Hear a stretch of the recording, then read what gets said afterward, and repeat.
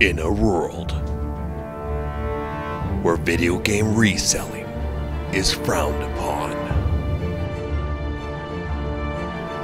one man dares to change it all.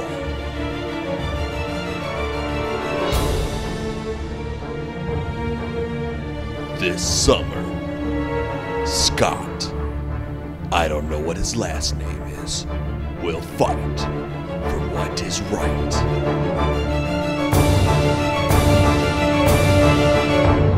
Video game sellers.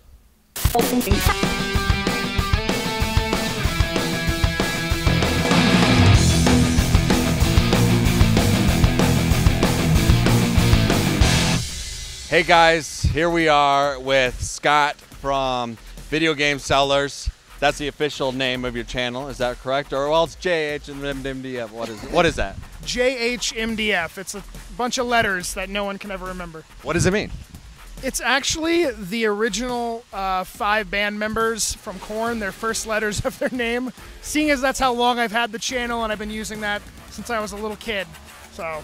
Right on. So right now you're in Albuquerque. You are on tour with Korn.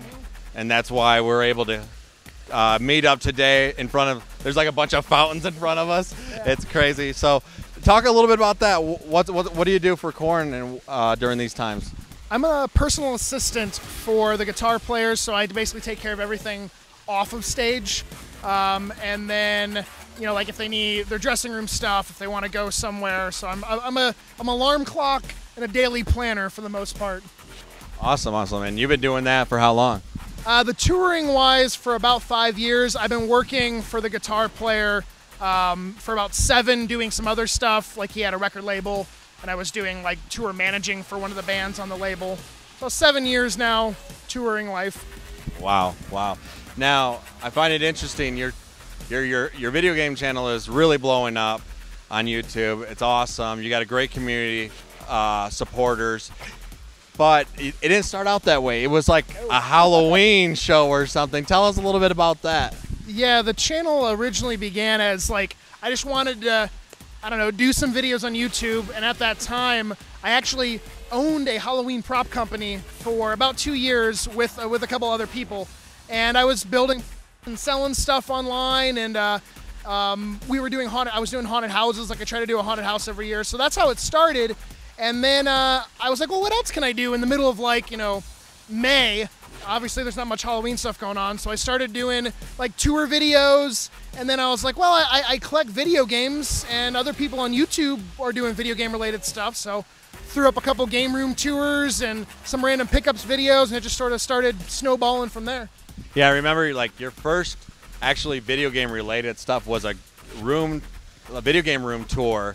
But you're like, this is for my family and friends, you know, showing their video games. And now it's evolved into this whole amazing thing. What do you contribute the success of your channel to? Definitely the #1 thing would be trying to do something that wasn't being done. And like with the Video Game Sellers show, lots of channels and lots of videos of people collecting games and going to garage sales. Like I do garage sale videos too, you know. But there wasn't... there was no one covering, like, okay, the people that everyone seemed to hate, the game sellers, you know, at the flea market or whatever. Maybe, you know, we could do a show showing that there are some, like, you know, people that give fair deals, and that people that actually are into video games that want to do trades and sales. It's not just some 50-year-old dude that knows that Pokemon sells well, you know. So that's sort of where the channel, I guess, sort of took off, was doing something that other people weren't doing with the Video Game Sellers show. Now, maybe it's luck, I don't know. You have an interesting array of people around you. You almost have like the Twin Peaks of like YouTube channels, like just interesting characters that you surround yourself. Are any of those like lifelong friends, or are they just, you met them as you started the channel? I've known Aaron for quite a few years now. I work at a game store. And he would come in and do, like, you know, sales or trade stuff in or whatever. So that's how I met Aaron. Pretty much everyone else at the market is just they're at the market. So I mean, we don't really like hang out and go to the movies together, but we always are talking on the phone like, oh, I got this week, or you know. But yeah, I couldn't have scripted like a more interesting cast of people. It's all, and people sometimes ask, you know, are they really like that off camera? It's like, yeah, those are real people. I thought it. I'm not gonna lie. I was like, is this fake? When I first started watching it, and then after a while, you're like, oh my gosh, that mole is that guy, right? They are all who they are. They're not faking it at all, for sure. And that's great. I think it's great. I think it's awesome. On your channel, I noticed you're a zombie fan. Mm-hmm. I'm a big zombie fan. Lately, things have been saturated. Like, you got Call of Duty zombies, you got... Well, I'm a big fan of Walking Dead, but, you know, I think that would be a show one day. And it's just become so, like, everybody's thing. And there's a part of me that, like, wants it back. Like, it used to be just me and a couple of people. How do you feel about the whole zombie thing? I mean, in truth, it's like zombies aren't anything new.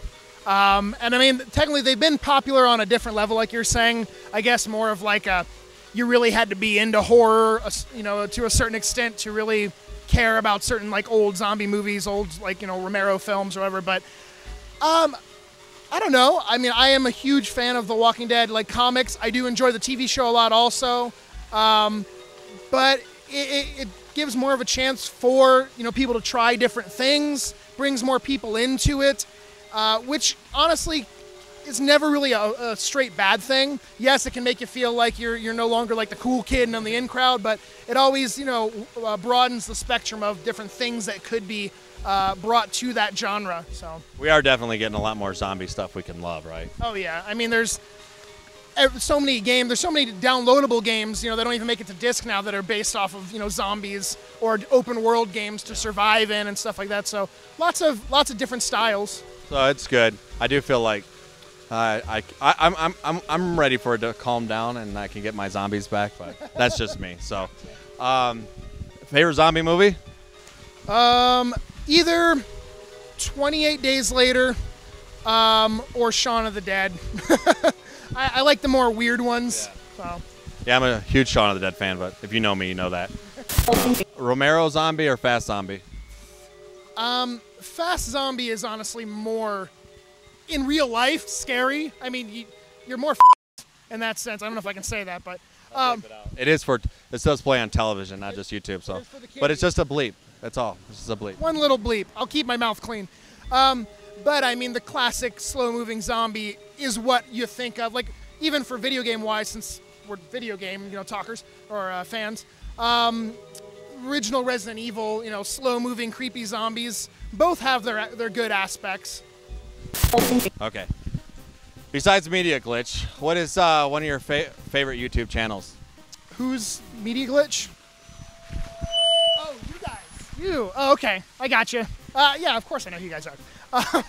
I would say Johnny Millennium, HappyConsoleGamer. He's just so genuine on his videos with him and his best friend Rob Man. I mean, they can sit down and recant their history of game playing and collecting and stuff, and it's just really fun to watch. He has no special effects. He has nothing crazy like, you know, in the background or anything. It's just him and the camera, and he's just a really awesome guy. I've never had a chance to meet him in person. I'd really like to. And what's the future for your channel? I would say the one thing I really would like to do is go to more conventions. I'm going to be going to Retropalooza in Texas in September, like the 20th and 21st. It's the Game Chasers convention. I'm actually going to be a guest, and you'll hear it first for the first time here.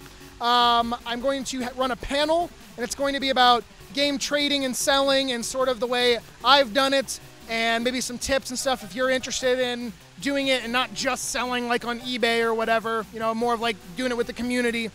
So yeah, if you're in that area, you want to come to that convention, come on down, September 20th and 21st. And then that kind of goes in with, I would like to go to more conventions and meet more people, do more videos with YouTubers like Gamester81, who I just met up a couple days ago and did a video with, that kind of thing. How do you deal with trolls? I've been really blessed in the fact that I really don't have too many. If it's like a totally uninformed person where they don't know even what they're talking about, just ignore them. I mean, that's the best way. If it's something really bad, then maybe I'll ban them. But it has to be really, really bad. Honestly, most of the time I don't even comment, or if I comment back, I just say I love you, or thanks for the awesome comment, something stupid. Right on. And since you have an established place like where you meet every week and you sell, have you ever had just some weirdo or some stalker besides me? No, just kidding. Like come to you or anything like that? We've had so many fans of the show come down, which has blown my mind. Of like every weekend it seems, oh, we're from Tennessee or we're from North Florida or Georgia or somewhere.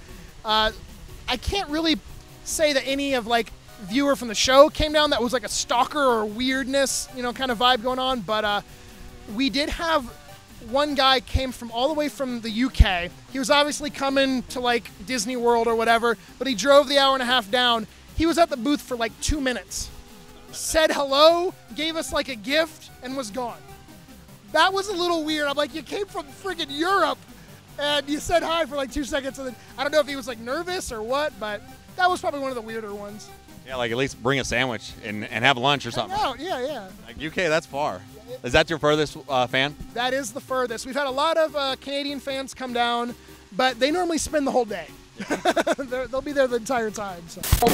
So Jimmy from Lots of Games says, I told him I was doing an interview with you. He says, tell him I'm super jealous of all the collector's editions this man has. What would you say is your rarest collector's edition? I would say the Last of Us, the post-pandemic edition.